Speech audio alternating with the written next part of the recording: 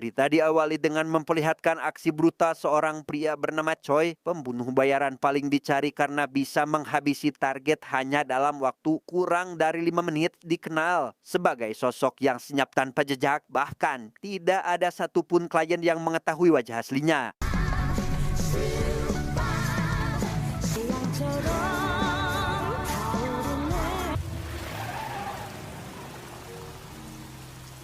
Dan kisah akan berfokus pada seorang pria tampan rupawan bernama Jae, seorang figuran yang nasibnya tak seberuntung pajar sad boy. Saking putus asanya dengan hidup, ia sempat akan bundir namun niatnya harus tertunda saat ibu kos memanggilnya untuk makan mie yang ternyata hanyalah sebuah alasan agar bisa menagih sewa yang sudah menunggak beberapa bulan. 저 방 좀 봐. 어? 이 방거리 좀 봐 이거. 더러워 죽겠네 그냥. 제발 좀 씻고 살아. Karena disebut bau oleh si ibu kos, Jae memutuskan mandi ke pemandian umum sebelum kembali melanjutkan aksi bundirnya. Yang sesampainya di sana, ia tak sengaja melihat Choi yang dari jam tangannya saja terlihat seperti orang kaya. Namun karena Jae yang sudah tidak peduli apapun selain bundir pun langsung memutuskan untuk mandi saja. Yang di tengah mandinya itu tiba-tiba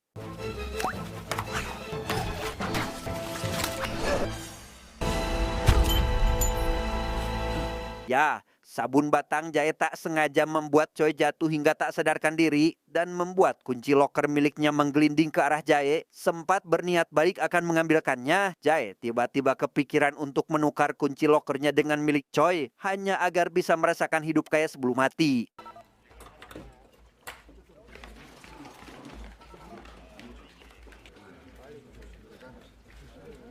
Selesai mandi, Jae buru-buru memakai pakaian milik Choi lengkap dengan jam tangan dan kacamata mahal. Tanpa sedikit pun rasa malu, ia menggunakan uang milik Choi untuk membayar tunggakan sewa dan semua kasbonnya ke swalayan. Menggunakan mobil mewah yang belum pernah ia kendarai, Jae jauh lebih percaya diri dan seketika melupakan niat awalnya yang ingin bundir. Dan mumpung masih punya uang, ia pun memutuskan menemui wanita pujaan hatinya. 여기서 뭐해?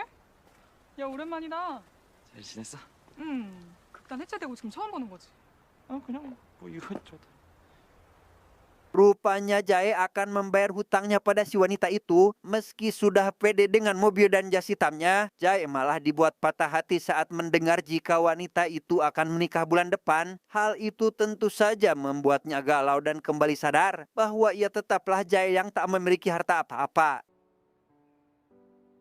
윤재석, 이거 아니잖아.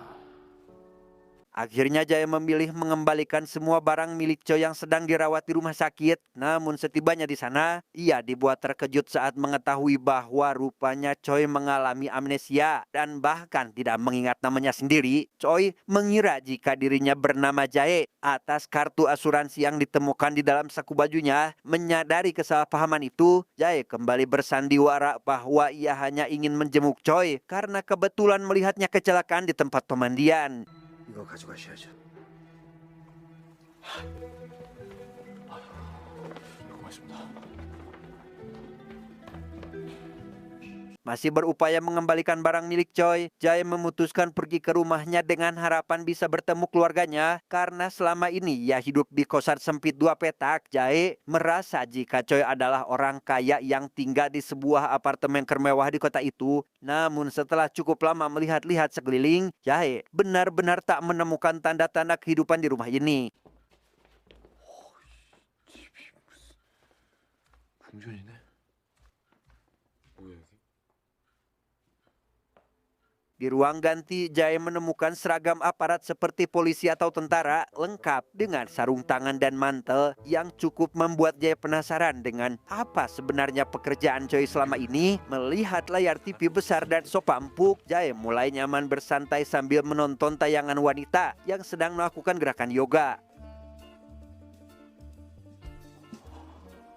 CCTV 같은데. 누구세요?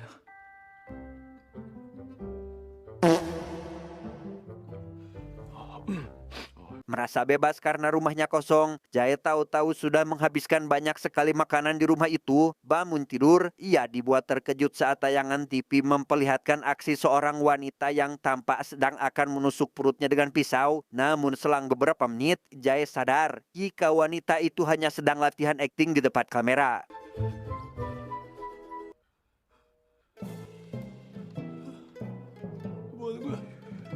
Bosan menonton TV, Jae merasa lapar hingga mulai mencari-cari makanan. Namun saat membuka sebuah kaleng, ia menemukan gulungan uang gepok yang kemudian langsung digunakan untuk memesan GoFood. Dengan uang tersebut, selesai dengan urusan perut, ia bermaksud menikmati sebotol anggur dari etalase. Dan tepat saat ia menarik botolnya, tiba-tiba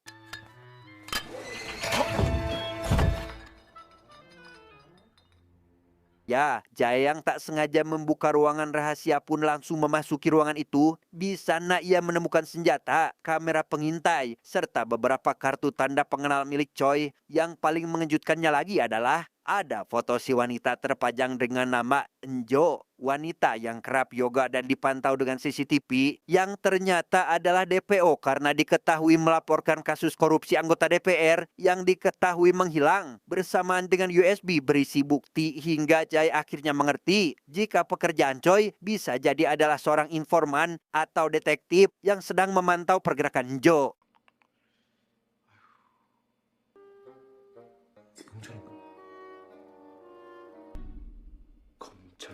Sadar jika pemilik rumah alias Choi amnesia, Jae pun berniat baik dengan akan membantunya mencari Enjo dan membawa USB bukti tersebut. Melihat seorang kurir menuju kamar Enjo, ia pun sadar jika Enjo ternyata ada di apartemen yang sama. Yang dengan menyamar sebagai teknisi wifi, Jae segera mencari tahu lokasi rumah Enjo saat itu juga.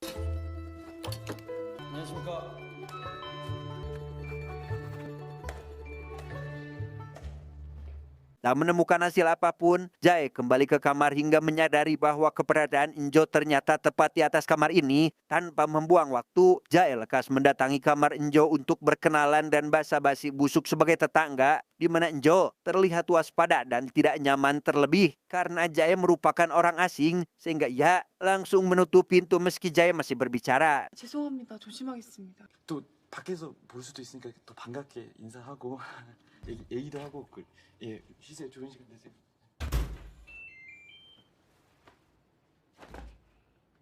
Jae tak pernah sedikit pun kehilangan jejak Enjo dan selalu mengikutinya kemanapun ia pergi, termasuk saat ini ketika ia mendengar jika Enjo berencana pergi ke luar negeri selama 1 bulan kepada neneknya di panti jompo. Selesai dengan si nenek, Enjo tiba-tiba berlari kecil setelah menyadari keberadaan seseorang yang ternyata adalah sosok yang ada dalam berita di ruang rahasia, sehingga membuat Jae lekas membantu Enjo untuk bersembunyi dari pria itu.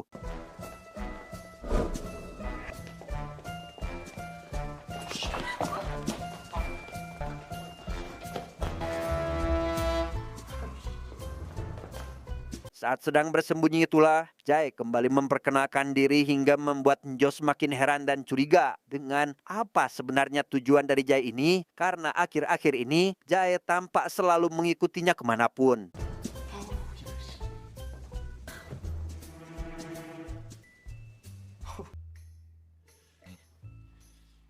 Malam harinya tepat pada malam Kamis, Jae melihat Enjo sedang berkemas dan bersiap akan pergi melalui CCTV yang terpasang di rumahnya. Jae langsung memantau pergerakan Enjo dari belakang yang justru malah berdiam seolah sedang menunggu seseorang. Yang karena malam itu Enjo batal berangkat, Jae pun mulai memanfaatkan kesempatan untuk mendekatinya, seperti berpura-pura makan di tempat yang sama atau berbelanja ke mall, hanya agar bisa terus mengawasi Enjo kemanapun.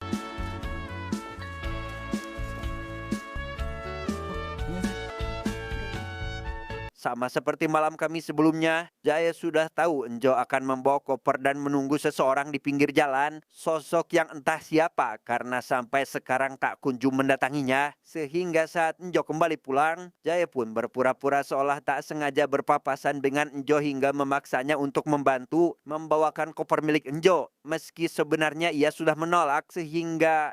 이거 제가 괜찮아요. 제가 할 수 있어요. 무엇이니까 제가 집 앞까지만 진짜 진짜로. Ya, Ya, Jae justru membuat koper Enjo berantakan hingga membuatnya kesal. Meski begitu, Jae belum menyerah dan mulai menjalankan cara lain untuk mendekati Enjo, yaitu dengan rutin memberikan hadiah-hadiah kecil di depan kamarnya yang lama-kelamaan membuat Enjo mulai luluh sehingga bersedia saat Jae mengajaknya nonton film di tangga apartemen, bahkan makan malam romantis di restoran mewah.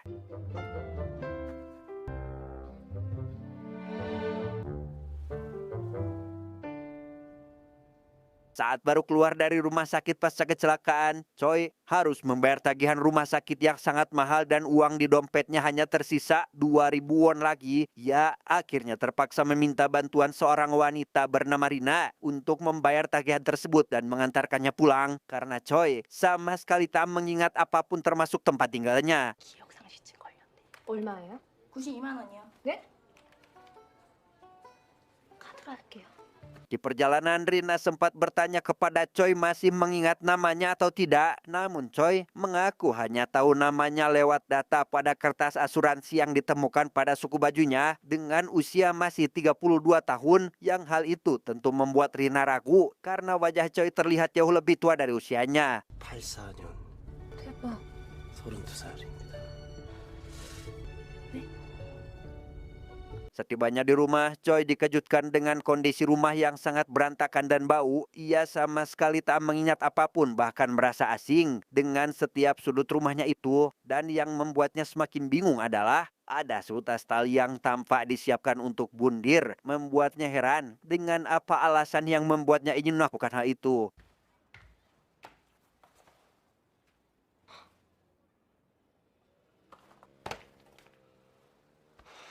Esok harinya Choi mencoba menemui para tetangga namun tak satupun dari mereka mau mendengarkan pertanyaannya. Yang di tengah kebingungannya itu, ia menghampiri seorang pria dengan harapan orang itu tahu sesuatu tentang hidupnya. Namun belum juga selesai bicara, tiba-tiba 모르면 그냥 지나가지 새끼.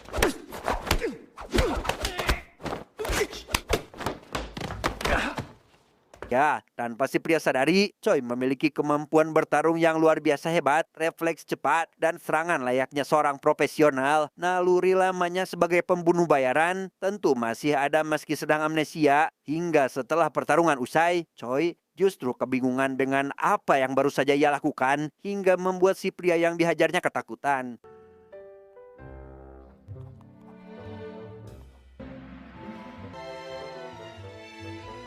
Masih di hari yang sama, Rina mendapati Choi sedang batuk-batuk setelah mencoba udud yang sempat dikira akan disukainya. Kebetulan saat itu Rina lewat di depan rumah Choi dan segera menghampiri untuk menolongnya, di mana Choi mengaku sedang menuliskan hal-hal yang ia suka. Dan untuk sementara ini, ia sadar sangat menyukai beres-beres dan cukup terampil dalam menggunakan pisau. Karena setelah semua ruangan bersih, Choi mengaku pikirannya jauh lebih tenang dari sebelumnya. 청소를 좀 좋아하는 것 같습니다. 청소. 어머, 여기 싹 다 치웠네? Mengingat Choi masih memiliki hutang, Rina pun mendapat ide untuk mempekerjakannya di rumah makan milik ibunya hanya untuk sekedar bersih-bersih atau mengangkut barang-barang yang berat. Dan setelah sempat terjadi sedikit drama dari sang ibu yang ragu menerima orang asing, akhirnya Choi diperbolehkan bekerja setelah Rina menjelaskan semuanya dengan jujur. 소리 하지 마라. 떡볶이 뜨면 돼. 나 저 사람한테 받을 돈도 있어. 무슨 돈? 좋아요. 일어나세요.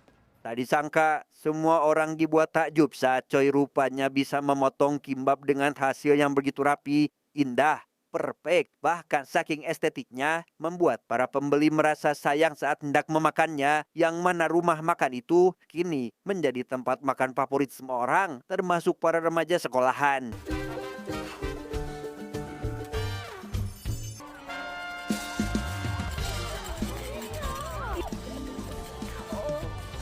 Di rumah, Choi tak sengaja melihat kalender dengan satu tanggal yang ditandai seolah ada janji atau acara penting. Saat hari itu tiba, ia pun pergi ke lokasi yang tertulis di kalender dan bertemu dengan seorang pria yang memintanya untuk segera naik ke dalam mobil rombongan tanpa tahu akan kemana tujuan dari mobil ini. Namun si pria mengaku akan bekerja seperti biasa.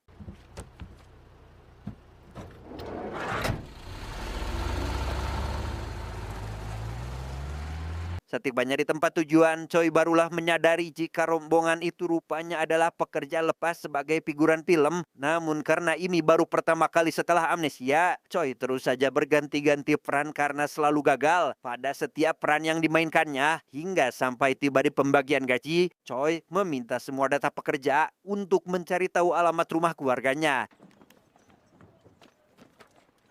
잠깐 좀 봐도 될까요?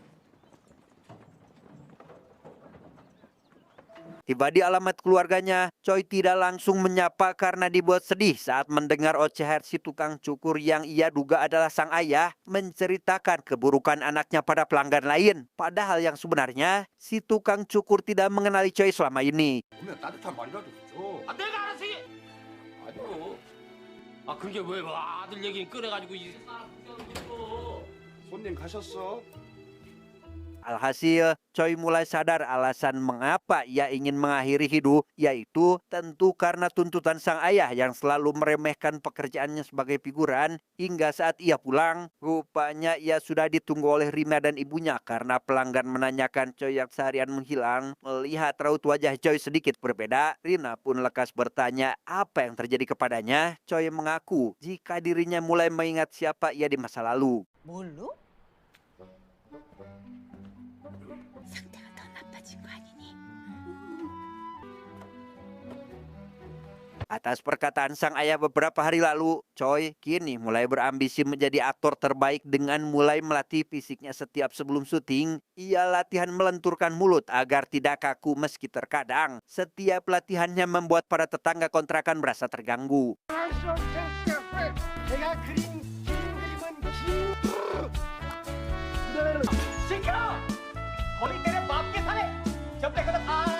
Tiba di hari syuting, Choi mulai merasa jauh lebih percaya diri dengan kemampuan yang sudah ia latih selama ini. Di lokasi, salah satu tim kreatif mengumumkan bahwa mereka membutuhkan seseorang yang bisa melakukan adegan perkelahian. Dan saat tim menanyakan siapa yang berani mencoba lebih dulu, Choi yang menganggap ini sebagai peluang pun langsung mengangkat tangannya untuk mencoba sehingga...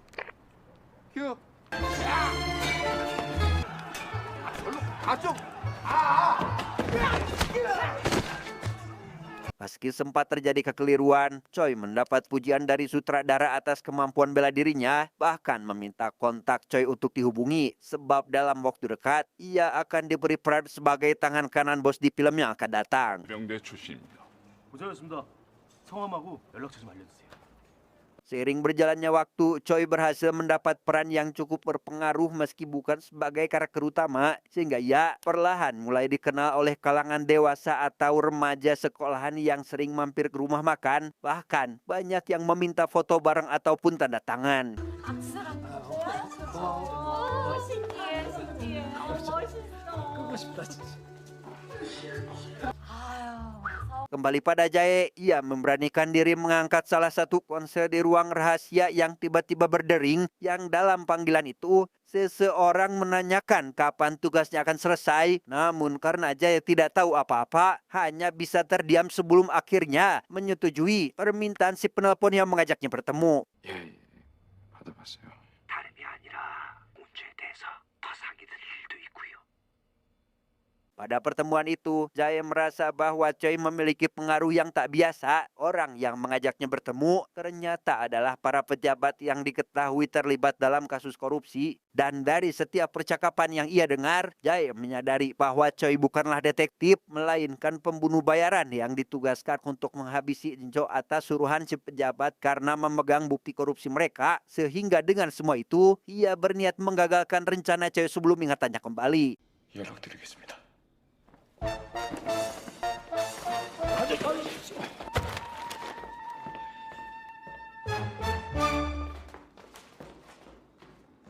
Setelah mengetahui siapa Choi sebenarnya, Jae pun diam-diam membuntuti Choi dari belakang sambil membawa senjata dengan maksud untuk menghabisinya. Namun ketika jarak mereka semakin dekat, Choi justru mengira Jae adalah penggemarnya yang akan meminta tanda tangan.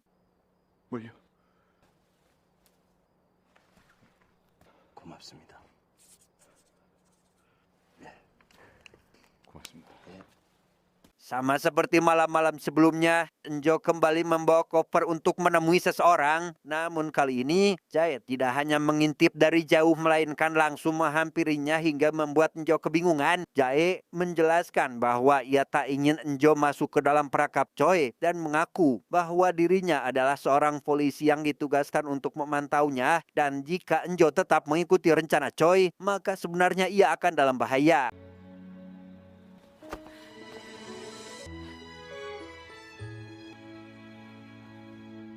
Pertemuan Jae dan Enjo pada malam itu rupanya diam-diam disaksikan oleh para pejabat yang akan menghabisi Enjo, di mana seorang pimpinan pejabat memarahi semua anak buahnya karena dianggap salah dalam memilih pembunuh bayaran yang malah baper dengan targetnya sendiri, sehingga ia meminta mencari pembunuh bayaran baru untuk menghabisi keduanya.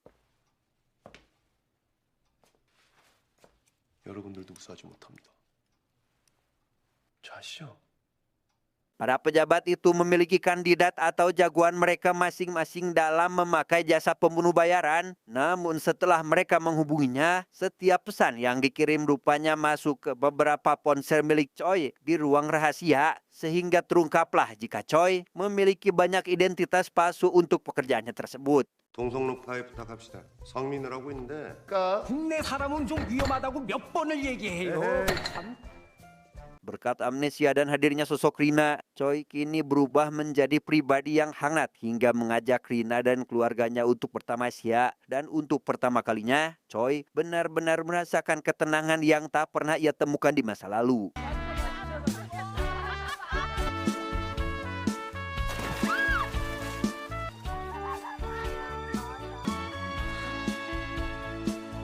Di perjalanan pulang, semua orang termasuk Choi merasa kelelahan hingga tertidur di dalam mobil. Namun tak berselang lama, Choi pun terbangun dan tak sengaja mendengar alunan musik yang dulu pernah ia putar. Di saat yang bersamaan, ia melihat seseorang membawa koper di jalan, yang mana kedua momen itu seketika memicu ingatan lamanya kembali dan akhirnya ia mengingat sepenuhnya tentang siapa Choi yang sebenarnya. 57분 교통정보를 알려드립니다. 갑자기 비가 내렸는데요.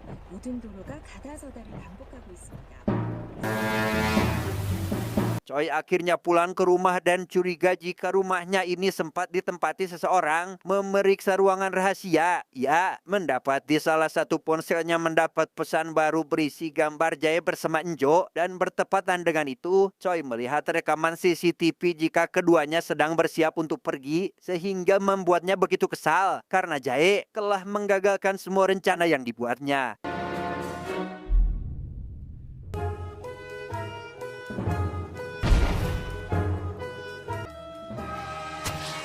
Choi langsung mendatangi Jae dan Enjo di apartemen baru mereka. Tanpa basa-basi, ia memarahi Enjo karena telah keluar dari tempat persembunyian yang sebelumnya sudah ia persiapkan, di mana Enjo berusaha membela diri karena Choi tak kunjung menghubunginya. Sementara Jae yang masih belum mengetahui apapun, mencoba memperingatkan Enjo agar segera pergi. 이 사람한테 은주 씨 죽이라는 의뢰를 했다니까요.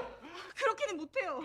Akhirnya Choi pun mengaku bahwa ia memang seorang pembunuh bayaran tapi tak pernah benar-benar menghabisi targetnya. Ia akan membiarkan mereka kabur dan memulai hidup baru dengan identitas berbeda. Sementara Choi sendiri akan tetap menerima bayaran penuh dari klien, di mana semua target harus tetap diawasi agar keberadaan mereka tidak ketahuan, yang membuat klien akan menyewa pembunuh lain. Dan alasan mengapa Enjo selalu pergi setiap malam Kamis adalah untuk membawanya kabur ke luar negeri, dan latihan yang sempat disalahartikan adalah bagian dari rencana agar Enjo bisa berpura-pura mati pada malam eksekusi.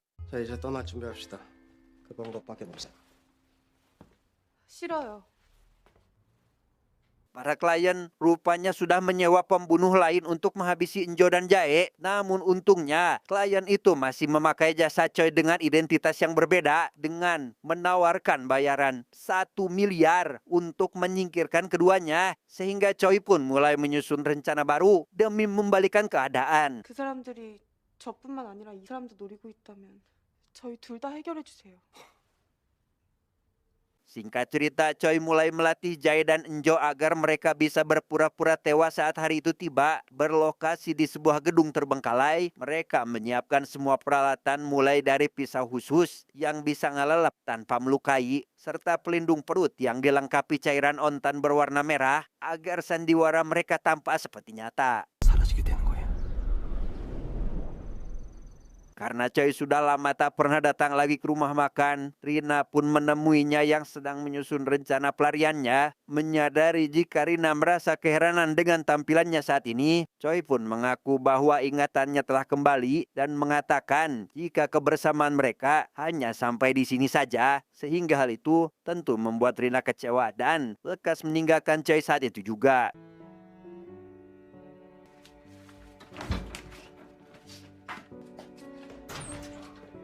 Meski sempat dibuat kecewa dan sakit hati, Rina masih diliputi rasa penasaran dan khawatir hingga memutuskan untuk diam-diam mengikuti Choi yang terlihat menaiki mobil menuju ke suatu tempat yang ternyata Choi akan segera melancarkan aksi besar yang sudah direncanakan sebelumnya.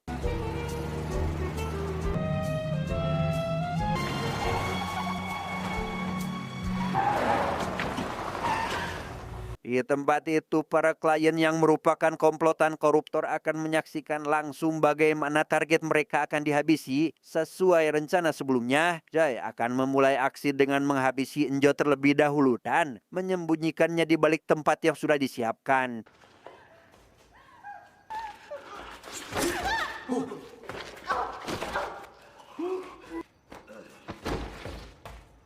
Selesai dengan Enjo, kini tiba giliran Choi yang juga akan bersandiwara untuk menghabisi Jae, di mana Jae sempat protes kepada para klien karena berpura-pura tidak mengenali Choi sampai akhirnya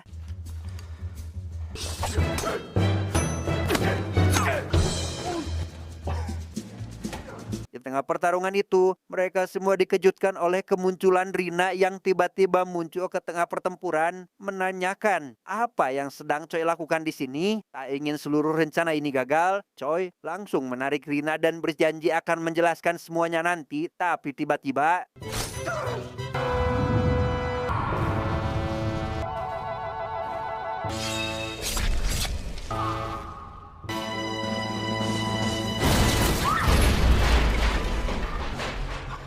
ya, sebuah kontainer besar tiba-tiba jatuh dan menimpa mereka bertiga, membuat para pejabat yang menyaksikan panik dan ketakutan. Sementara di dalam kontainer, terlihat Rina sedang dibungkam oleh Choi agar tidak berteriak dan menggagalkan rencana yang sudah mereka susun dengan matang.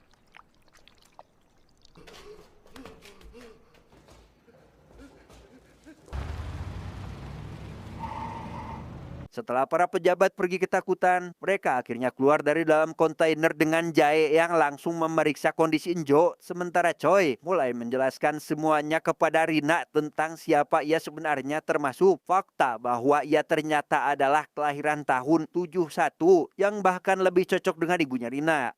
45이요.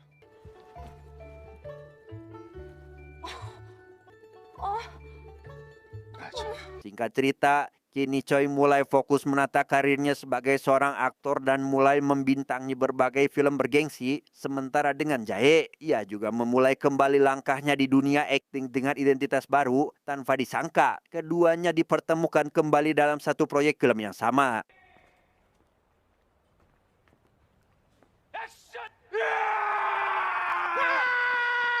Tamat, ending yang sangat membagongkan.